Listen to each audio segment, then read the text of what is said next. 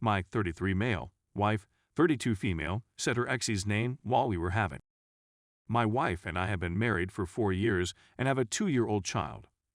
Before getting married, we dated on and off for 3 years. Last night, as we were having, she mentioned her ex's name. She offered some strange explanation for why. She said that it is a common name, it is a pretty popular name, and that she must have heard it recently. I wasn't about to start a major fight with her at that point. It has subsequently made me concerned as to why she did it. For some context, this was a man she had been seeing for a few years before I met her. They met in college and were in a committed relationship for a while. When I met her, they had split up and thought they would be better off as friends. They had been friends for years before they started dating. We began dating, but he stayed in the picture. He was her closest friend first and foremost, and I unwillingly agreed to it for her sake. After a few months, I put my foot down, stating that it is too unpleasant for me. There was some pushback, but she took a step back from him. She was with him every time we split up. We eventually reconciled and were married. He evidently didn't realize this and abruptly quit speaking to her. She was distraught, which should have been a warning sign. We chatted about it, and she was pleased that she had picked me. Now that this has occurred, I'm inclined to check to see whether she has reconnected with him. I know she checked in on his social media since I saw the laptop searches. She has no idea that I am aware of this. I don't believe she'd cheat, but this man was always out of the ordinary for her. Do I just confront her? Do I begin looking through her phone? Is it just me, or am I being paranoid? Did my research before speaking with her? I initially looked through his social media, but nothing overtly said anything was going on. Some others said his love in their remarks, although it might mean anything. I did check the phone bill, and there seemed to be frequent calls with him. I was able to access her phone when she was sleeping. She must have forgotten I knew the secret. Nothing in messages and no strange phone calls. As a result, she erased them. I did discover several applications she attempted to keep hidden, such as Snapchat and Kik. There they are, having their discussions. And there are photographs. I took photographs of everything on my phone as evidence. She burst when we had the chat and ran away with our kid to her mother's house. I called a lawyer and am now in the process of divorcing and determining custody. I'm sad and enraged more than anything else. I'm angry with her, but I'm also mad at myself for ignoring so many warning signals. ETAs, the chats I discovered, confirmed that they were having an affair. They were trading images, some of which were naked. Story 2. I am cheating my pregnant wife with 2 sugar babes, and I'm in love with all 3 of them. I need somewhere to express my ideas and emotions. What on earth am I doing with my life? I have a wonderful leadership position that pays well above average. I work hard, I have a lot of responsibility, and I have a bright future ahead of me. I'm 33 years old, have been married to my wife for 2 years, and just found out she's pregnant. I adore her. She is my best friend. She is really supportive, we get along well, we never quarrel, and we spend quality time together virtually every time. The desire has waned for a while, but we are each other's companions, and I can imagine myself spending the rest of our lives with her. I, too, want children. In fact, I desired a large number of children.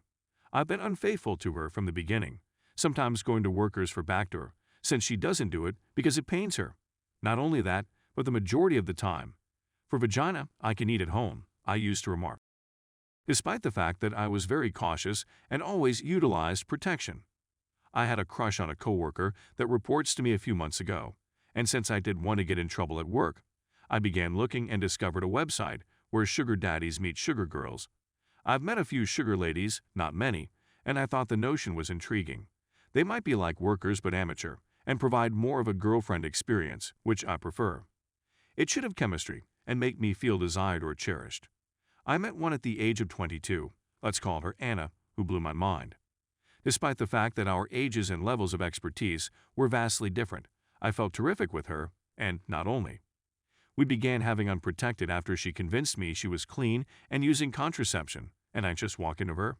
It felt amazing. I believed I'd found my mistress, but she had to return to her homeland for a while, and I wouldn't see her for a few months.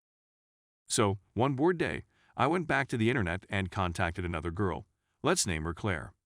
We met, we had chemistry, we had unprotected, and then I walked in on her. She then told me that she was clean, but that she was not using contraception, and that she would take Plan B the following day. I've seen her many times since then, and I've always had it raw, But I utilized the pull-out approach.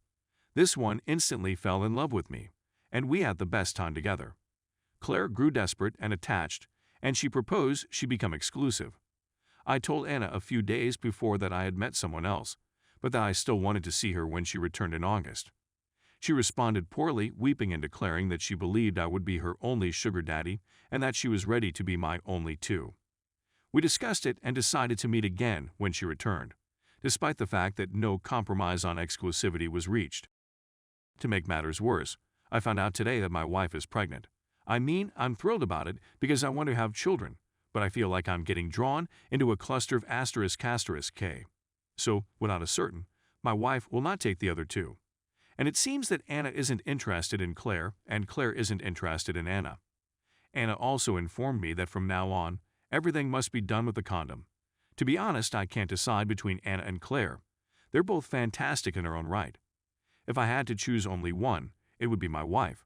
But as much as I would want to be wealthy and able to support my wife, Anna, and Claire, as well as our families, this scenario is untenable. It's difficult to invest energy and money on 3 relationships, especially when I'm the provider for 2 of them and provide more than half of the primary one.